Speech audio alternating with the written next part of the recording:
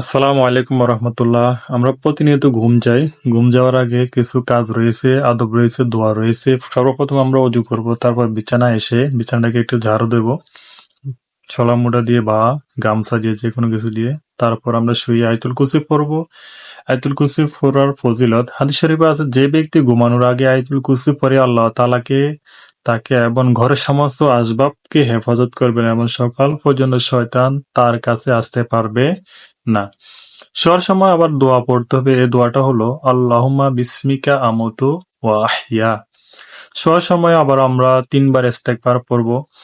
আস্তাগফিরুল্লাহ আস্তাগফিরুল্লাহাল্লাযী লা ইলাহা ইল্লা হুয়াল হাইয়ুল কাইয়্যুম ওয়া আতুবু ইলাইহি। যে এই ইস্তেগফারটা পারবেন পড়ে নেবেন। ইস্তেগফারের আরো ফজিলত আছে।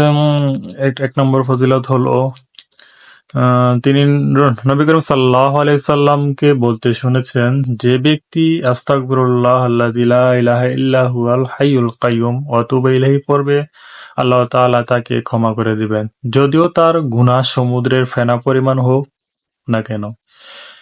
আরেকটি কাজ করা যায়, সূরা বাকারার শেষ ৩ আয়াত পড়ে ঘুমাবে। এটার ফজিলত হলো হযরত আলী রাদিয়াল্লাহু তাআলা আনহু বলেন, আমার বুঝে আসে না যে কোন জ্ঞানী বুদ্ধা ব্যক্তি সূরা বাকারার শেষ ৩ আয়াত না পড়ে ঘুমায় কিভাবে। বিছানায় শুয়ে সূরা ফাতিহা, সূরা ইখলাস পড়বে। এর ফায়দা হলো, যখন তোমরা বিছানায় শোবে সূরা ফাতিহা ও সূরা ইখলাস পড়ে নেবে, তাহলে তোমরা মৃত্যু ব্যতীত সর্বপ্রকার বস্তু থেকে হেফাজত থাকবে। বিছানায় শুয়ে কোরআনে কারিমের যে কোনো একটি সূরা অবশ্যই পড়ে নেবে, মুখস্থ যদি থাকে, উম হোক ছোট বা বড়। হাদিস শরীফে আছে, যে ব্যক্তি বিছানায় শুয়ে কোরআন শরীফের যে কোনো একটি সূরা পড়ে নেয়, চাই ছোট হোক বা বড়, আল্লাহ তাআলা তার জন্য একজন ফেরেশতা নিযুক্ত করেছেন। সে তার জাগ্রত হওয়ার আগ পর্যন্ত তাকে সর্বপ্রকার কষ্টদায়ক বস্তু থেকে হেফাজত করেন। ঘুমানোর পূর্বে আল্লাহর জিকির করে ঘুমাবে।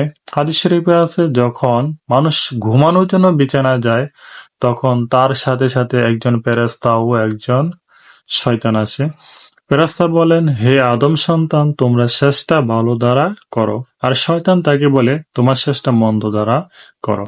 এরপর লোকটি যখন জিকির করে ঘুমায়, তখন ওই ফেরেশতা সারা রাত তাকে হেফাজত করেন।